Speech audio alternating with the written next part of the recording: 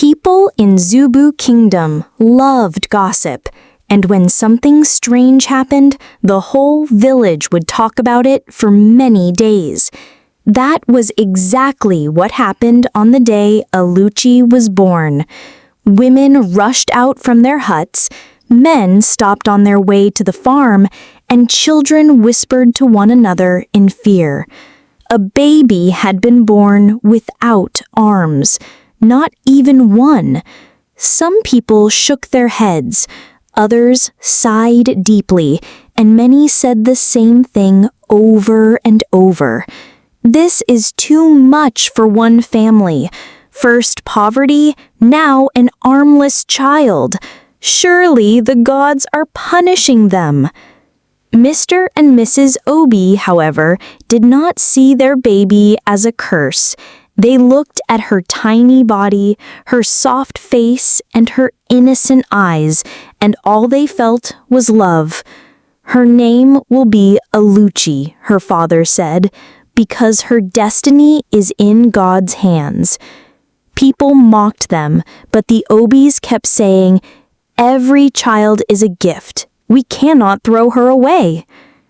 Life was already hard for the Obis before Oluchi was born. They lived in a small mud hut at the edge of Zubu Kingdom. The thatched roof leaked when rain fell, and the wooden doors creaked loudly each time the wind blew. Mr. Obi was a palm wine tapper. Every morning, long before the cock crowed, he carried his ropes and calabash and climbed tall palm trees. He risked his life every day to bring home the sweet drink that villagers loved. Sometimes, after a whole day of climbing, he came back with just enough to sell 1 or 2 calabashes. His wife, Mrs. Obi, took care of the children and worked in their little farm. She also braided hair for women in the village, but most of them gave her only smiles or empty promises. Money was always scarce. Oluchi grew in that environment. As a child, she laughed a lot, her smile lighting up the dark corners of their small hut. But as she grew older, her difference became clearer.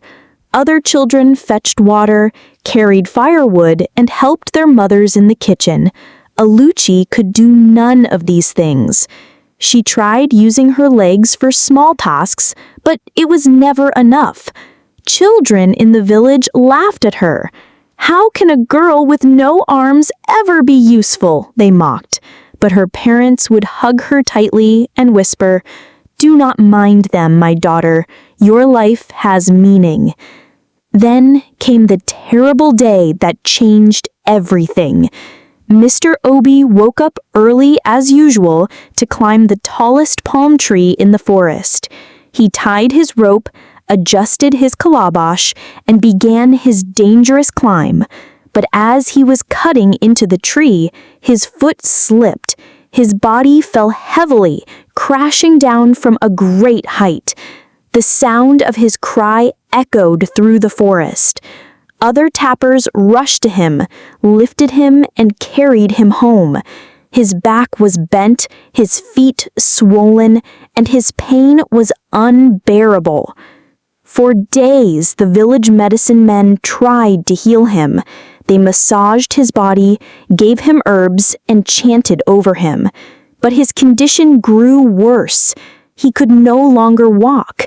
He lay on a mat, unable to work, his eyes filled with sorrow. Without his work, the family had nothing. Mrs. Obi tried her best. She sold what little farm produce they had. She braided more hair, but still the money was too small. The family often went to bed hungry. The children, especially Ibuka and Emika, became weak from hunger. Oluchi herself would cry silently in the corner, wishing she could help. Then, one evening, a neighbor whispered to Mrs. Obi about a famous herbalist in a neighboring village. "He is powerful," the neighbor said. "He has healed men who could not walk again. but he charges a lot of money. Though afraid, Mrs. Obi knew she had to try. With her husband on a mat, unable to move, she gathered her children, including Oluchi, and they began the long journey to the herbalist's home. The road was rough, but hope pushed them forward. The herbalist's compound was wide and intimidating. Strange carvings hung at the entrance, and the air smelled of strong herbs. Inside, the herbalist, a tall man with piercing eyes, listened to their story. He agreed to treat Mr. Obi, and after some days of painful treatment, Mr. Obi's body began to respond. He could sit up a little, and the family's hope returned. But when it was time to go home, the herbalist stretched out his hand and said, "Where is my payment?" Mrs. Obi knelt down. "Please, Great One," she begged, "we have nothing now. Allow us to go back, sell our farm produce, and bring you the money little by little." The herbalist's face darkened. "No, I do not work for free. You will not leave until you pay." For days she pleaded, her children cried, and even her husband begged, but the man refused. Then one evening he looked at Oluchi, who sat quietly in the corner. A strange smile spread across his face. "I will make you an offer," he said. "Leave this armless girl with me, and your debt will be settled." The words struck them like thunder. "No!" Mrs. Obi cried. "She is our daughter." "She is useless to you," the man said coldly. "What can she do without arms? At least with me she will serve in some way. If you refuse, I will throw you all out and curse you. Do not forget, I have powers that can destroy your family." Fear gripped the Obis. Mr. Obi, lying weak, looked at his wife. He wanted to fight, but he had no strength. His sons Ibuka and Emeka clung to their mother, tears running down their faces. "Mama, don't let them take her," they cried. But the herbalist's words were final. "She is mine now. I bought her with my services. Leave her here or suffer my wrath." In the end, broken and helpless, the Obis made the hardest decision of their lives. They left their beloved daughter behind. Oluchi's new life in the herbalist compound was filled with pain. Agu, the herbalist, was not a kind man. He reminded her every day that she was nothing but an armless slave. "I wasted my power to heal your father, and this is what I got," he would shout. "An armless girl who cannot even cook her own food." When Agu was angry, he would throw things at her. Sometimes he left her with no food for days, telling her, "If you want to eat, cook for yourself." But how could she cook when she had no arms? Oluchi would sit in the corner of the compound, her stomach crying with hunger, her eyes wet with tears. She often sang softly to comfort herself. Her voice was sweet and deep, like a bird hidden in the forest. One afternoon, as she sang through her tears, a young man passed by the herbalist compound. He stopped suddenly, listening. The voice touched his heart. "Who is singing with such a golden voice?" he whispered to himself. He walked closer and saw her sitting by the wall. Her head was bent, her face stained with tears, but her song was beautiful. "Hello," he said gently. Oluchi lifted her head, surprised. No stranger had ever spoken kindly to her. "Who are you?" she asked shyly. "My name is Chinedu," he replied with a smile. "Why are you crying?" Oluchi turned her face away. "I am hungry. I have no food." Chinedu's heart broke. He looked at her closely and noticed she had no arms. Instead of mocking her, he felt respect. "Wait here," he said, and he left quickly. Soon he returned with roasted yam wrapped in leaves. He placed it before her. "Eat. You need strength." Tears filled Oluchi's eyes again, but this time they were tears of gratitude. "Thank you," she whispered. From that day, Chinedu returned often. He brought her food and water, and most importantly, he brought her hope. They talked for hours whenever Agu was not around. He asked her about her life, and she told him about her family, her father's fall, and how Agu had taken her away. Chinedu listened with care and never judged her. He even encouraged her to keep singing. "Your voice is a gift," he told her. "One day the world will hear it." One evening, Chinedu told her about a big contest that was going to happen in Naka Kingdom.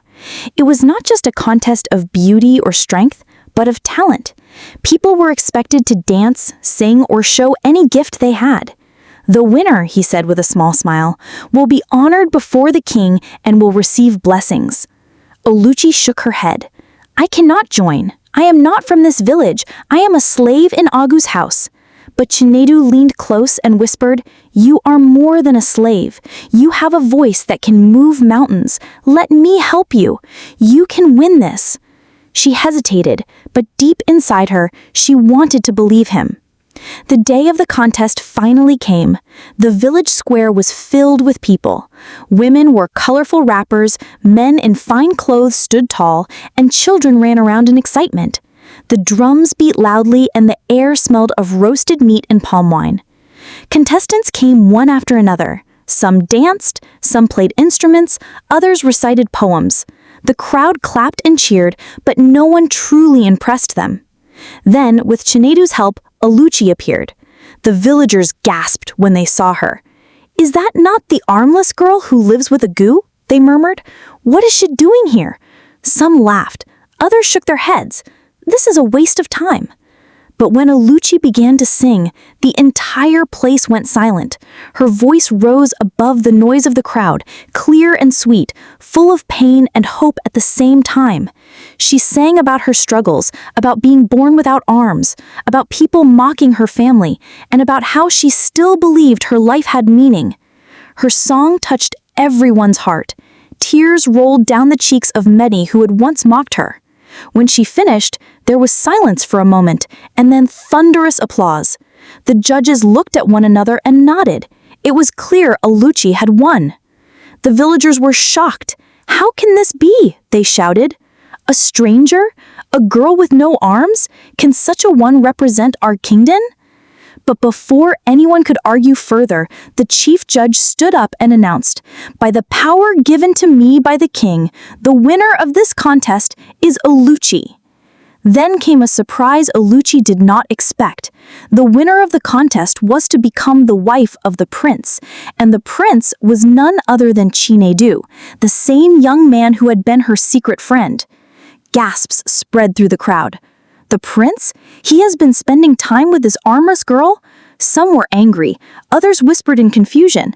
"This cannot happen. She is not fit to be a princess." But Chinedu stood proudly and walked to Oluchi. He held her gently and said, "I have already chosen her in my heart. Her voice is pure, her spirit is strong, and I love her. I do not care that she has no arms. She is more than worthy." The crowd erupted in noise. Some cheered, others shouted in anger, but the prince's words were final. Oluchi was the winner, and she was his bride-to-be. Far away, Agu returned from his journey and heard what had happened. His face darkened with rage. "How dare she?" he roared. "That armless slave has humiliated me before the world. She will regret this." But Agu did not know that his threats would soon meet a wall stronger than himself, the king's authority and the prince's love. The news spread quickly across Naka Kingdom. People whispered in shock, argued in anger, and gossiped in every corner of the village. How can an armless girl from another kingdom become the wife of the prince? Some asked. It is an insult to us all, others shouted. But among them were also voices of wonder. Her song touched my soul. Maybe this is destiny. Maybe the gods have chosen her. Meanwhile, in his compound, Agu the herbalist raged like a storm. He slammed his staff on the ground and cursed loudly. That useless girl. I fed her crumbs, and this is how she pays me? She dares to rise above me. She will see my wrath. His apprentices bowed their heads in silence, too afraid to speak. Agu gathered charms, poured libations, and chanted incantations, determined to bring disaster upon Oluchi and her family. But unknown to him, the palace had already heard of his threats. The king, wise and respected, called the palace guards. Agu is a man of herbs, but he has used his power for wickedness, the king said. He forced a poor family to give away their child, and now he dares to curse her? He forgets that no man is greater than the throne. The guards were sent to warn Agu. When they arrived at his compound, they found him preparing sacrifices. "The king commands you to stop," the guards told him firmly. Agu hissed, but he knew better than to challenge the throne directly. Still, he swore under his breath, "This is not over." While Agu plotted, the palace prepared for celebration. The day of Oluchi's marriage to Prince Chinedu was fixed. Despite the protests of many villagers, the prince stood firm. "I have chosen her," he declared before the council of elders. "I did not choose her arms, I chose her heart. I did not choose her beauty, I chose her spirit. She is my wife." The wedding day arrived, and the palace shone with color. Bright cloths hung from the gates, drums beat in rhythm, and women sang songs of joy. Oluchi was dressed as a beautiful bride with beads adorning her neck and hair. She looked radiant, her face glowing with happiness. As she entered the courtyard, the crowd went silent. Some still doubted, but many were moved by the sight of her courage. Prince Chinedu stood tall, waiting for her. When she reached him, he smiled and said softly, "You are home now." The king raised his staff and blessed the union, declaring Oluchi the new princess of Naka Kingdom. The villagers had no choice but to accept her. Some still grumbled, but others began to see her in a new light. Soon after the wedding, Oluchi started singing in the palace courtyard. Her songs carried messages of hope, forgiveness, and strength. People who once mocked her now traveled from far places just to hear the princess with no arms sing. She became a symbol of resilience, and the kingdom grew proud of her. Prince Chinedu did not forget Oluchi's family. He sent royal guards to bring them from their poor hut to a new home near the palace. Mr. Obi, who had suffered so long, was given the best medical care. His pain reduced, and though he could never climb palm trees again, he lived in comfort and dignity. Mrs. Obi was given her own stall in the market, where she sold goods without worrying about hunger. Ebuka and Emeka, Oluchi's brothers, were sent to school with royal support. For the first time in many years, the Obi family tasted joy.